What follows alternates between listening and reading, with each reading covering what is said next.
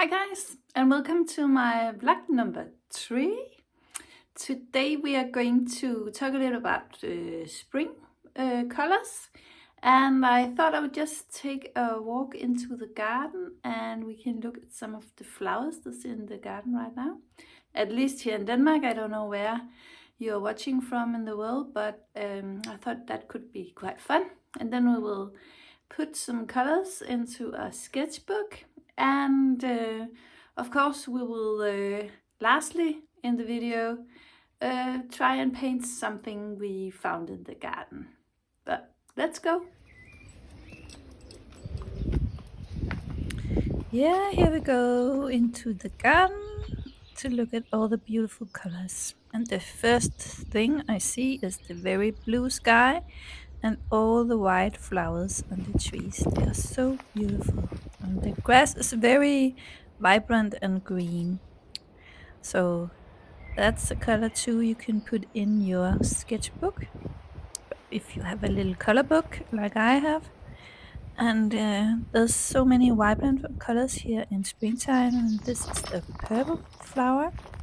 And here you can see it again. And the tulips are almost blooming, and they are I had some tulips that was blooming in very bright pink colors.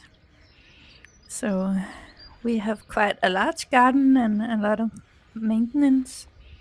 But yeah, that's just the way it is when you have a big garden.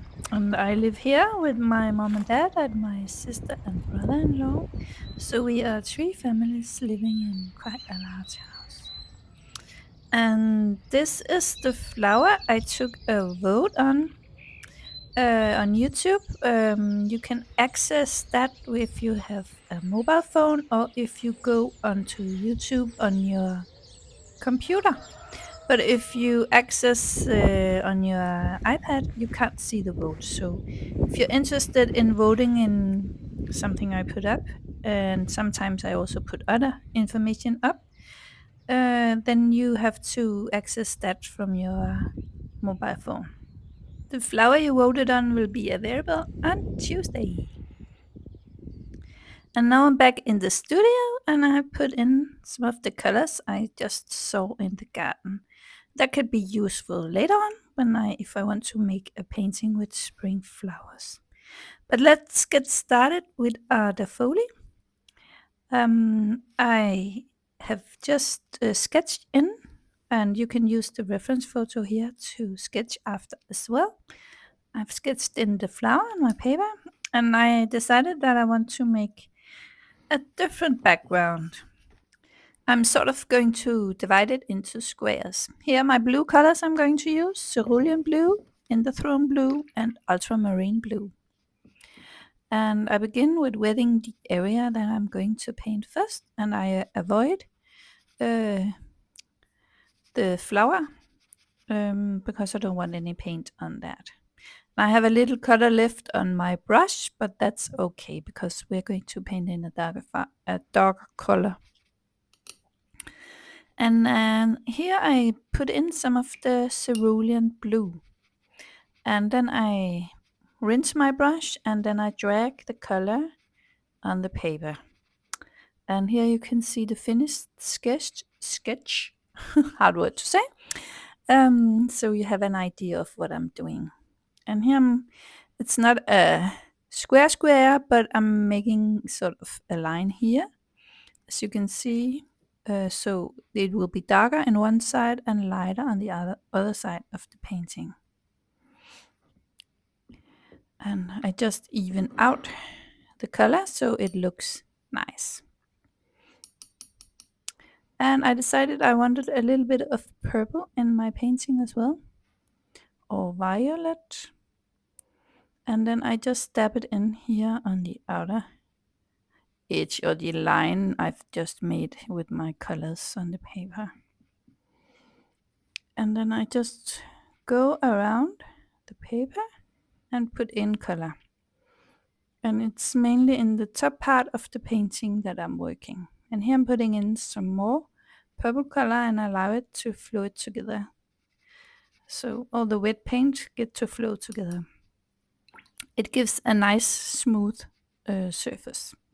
And over here on the other side, I decided to put in a little bit of Payne's Gray. So that's a very watery mix, and I think perhaps there's a little bit of blue in it as well. But I want this side to be quite light. So I want background to look not the same, but to look different in different places, to make interest in the painting. I think the background can do quite a lot to a painting. So now I'm working on the lower half, and I have some stems drawn in here, so I try to avoid painting on them.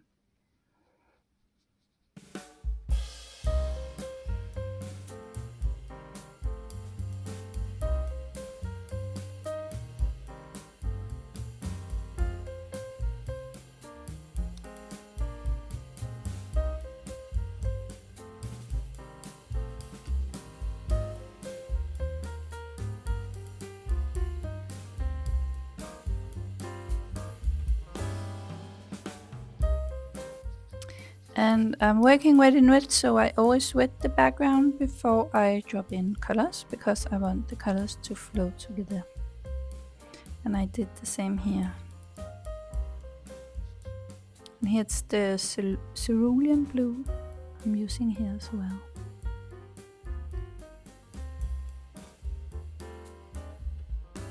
And here I'm dropping in a little bit of some Payne's Gray.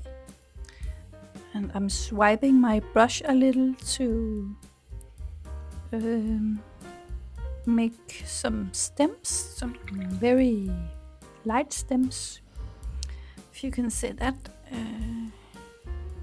in the background. And I just continue to work from area to area.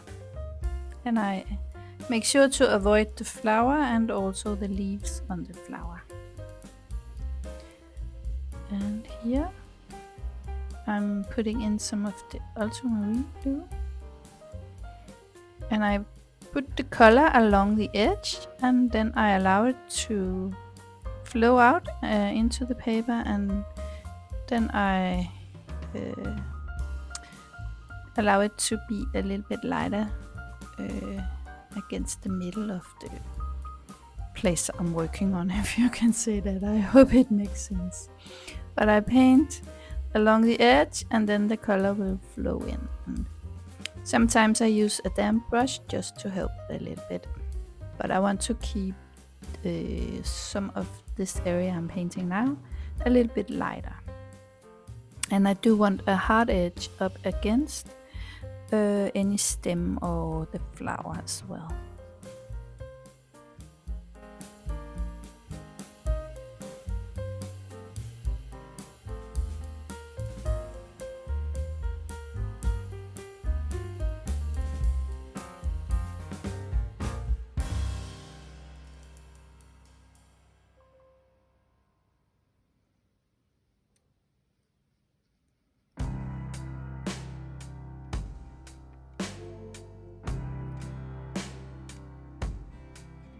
And of course you don't have to use the same colors that I'm using. You can just use whatever you have in your color palette. But I'm using 3 different colors, quite a light blue, a medium blue, and a darker blue, because I want there to be some difference, some variation, I think it's called, in the background. So I don't mind the colors are varying a little bit. And I use the Payne's Gray to drop in some places, just to mute down the blue color a little bit. So, but you can go for a completely different color if you prefer that. That's okay. I always encourage that you experiment and use the colors that you like. Perhaps you're much more into some brownish colors, so then you can try and work with those. But just make sure that they are different colors. I think that's what makes the whole difference in the painting. And here I'm avoiding the stem, as you can see it's showing now, because it will be very hard to, when the color is this dark, it will be hard to put in a green color afterwards where the stem is. Now I'm working on the middle part, the dark part of the painting. And it's important to have both very light parts in the painting and very dark parts. And I've chosen that this should be the darkest part. And this is the Interthrown blue that I'm using here. And first I wet the paper and then I drop in the colors. And then I take some color directly from the pan because I want it to be very strong and vibrant.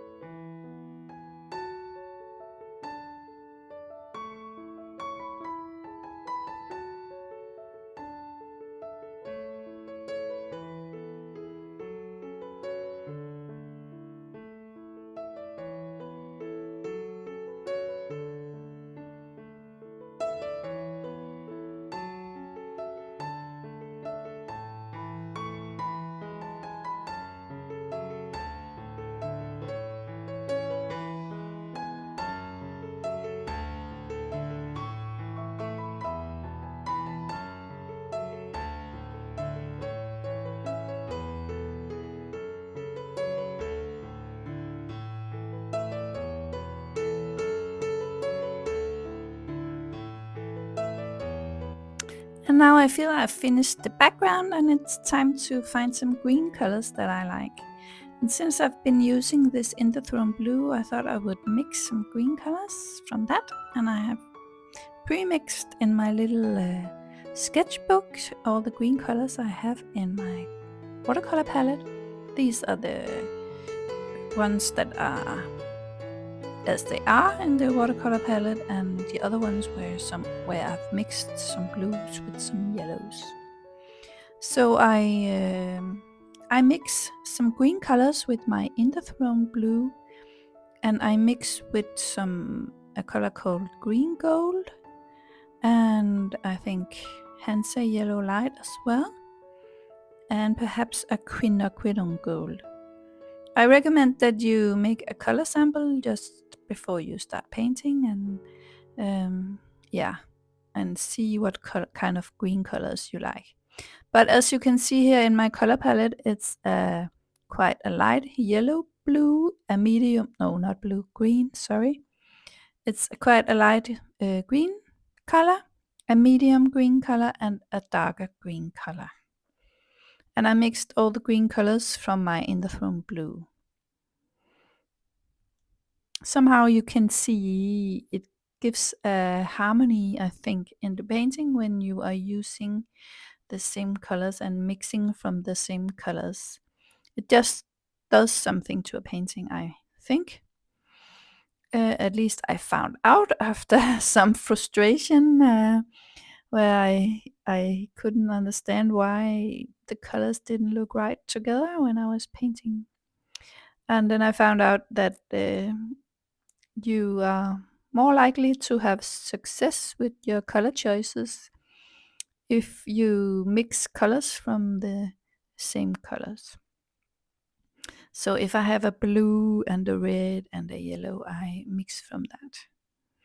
And when you get more experience, then you will also naturally learn what colors look together, and you don't have to mix all your colors from the primary colors.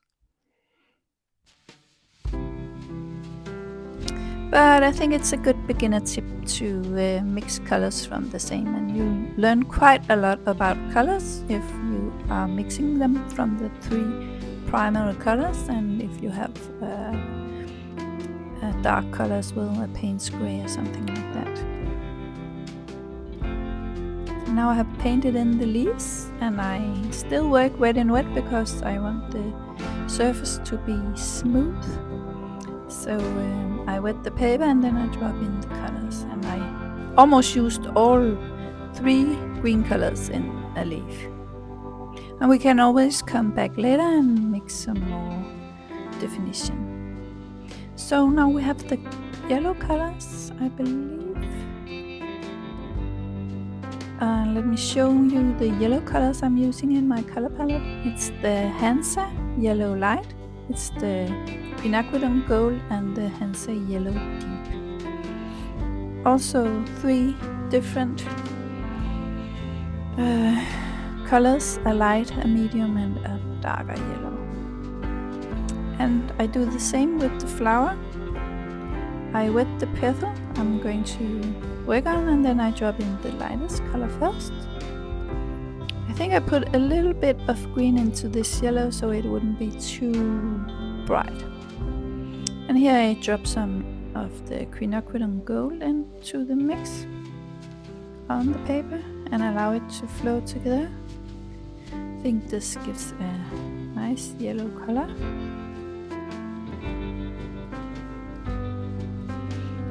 And I'm just continuing until I'm satisfied with how everything looks.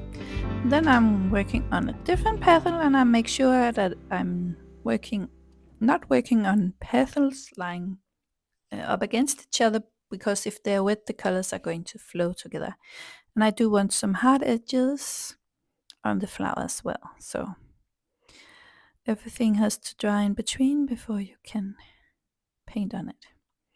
And here I go in with a very light color in the middle of the flower. And you have to be careful later on when we are going to paint the rest of the middle of the flower to avoid painting here where you're putting in the lightest color. Because this if you look at the reference photo, you can see it's quite light in here on the reference photo. And I'm not sticking strictly to the reference photo, but I'm trying to look at it and see where there are light and shadow. Now I have switched to my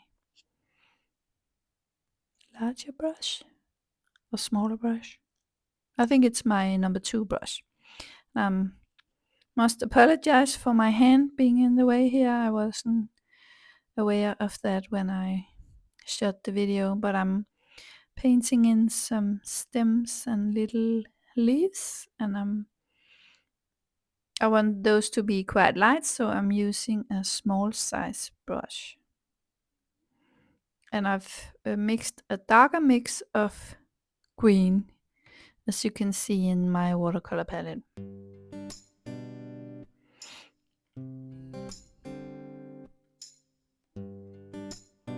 And I'm doing this while I'm waiting for the middle of the flower to dry so I can continue with working on that.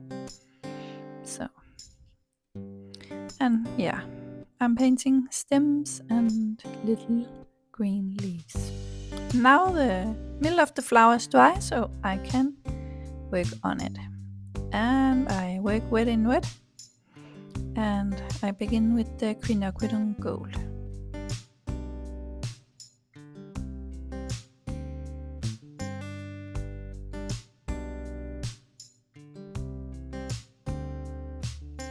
And later on, when this is dry, I will go in and make some more definition on the flower.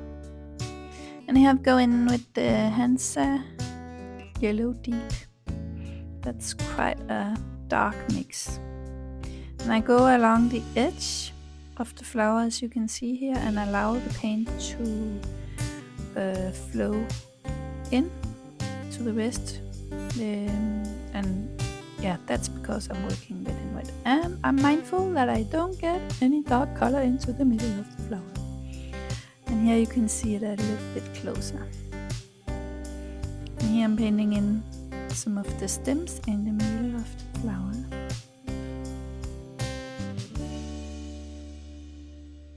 And now I make some definition on the leaves. I'm just using my number 2 brush and making some lines on the petals of the flower. Because if you look at it, the foliage, you can see it often has these lines.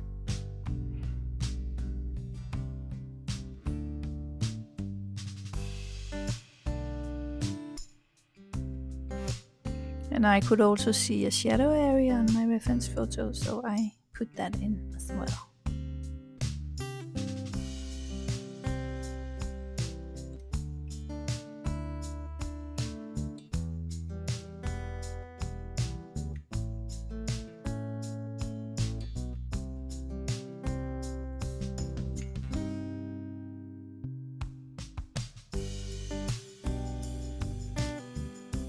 Now going in with a little bit of dark green in the middle of the flower. 3 little dots. And I'm also making a light mix, a light green mix, to create some more shadow effect in the middle of the flower, as you can see here.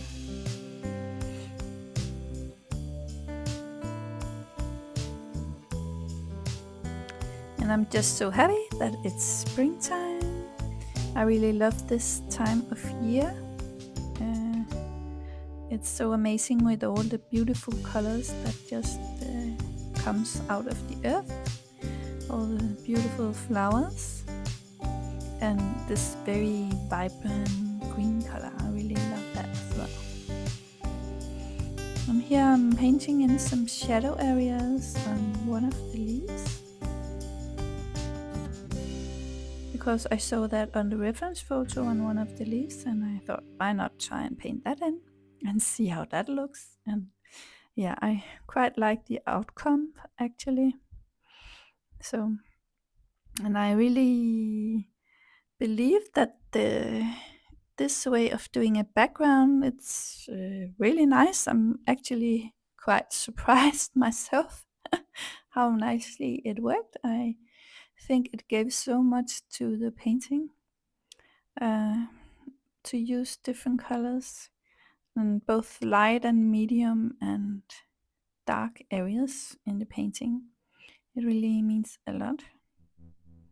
And I like to work in this way because you don't have to be strictly what you see on the reference photo, but it's kind of loose and yeah, and creative. So yeah, I really love how this turned out.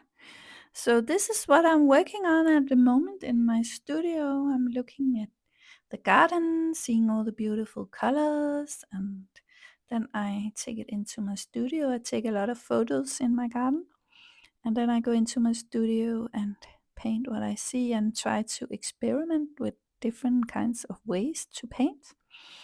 Yeah, I really love to experiment and try new things out. So I hope you enjoyed this painting with me. And yeah, this is the finished result. Remember to put in your name. I would love to see your painting if you painted this, and if you are willing to share it on Facebook in my Facebook group, M. Thompson Art Studio Community. It will be so great. Bye for now.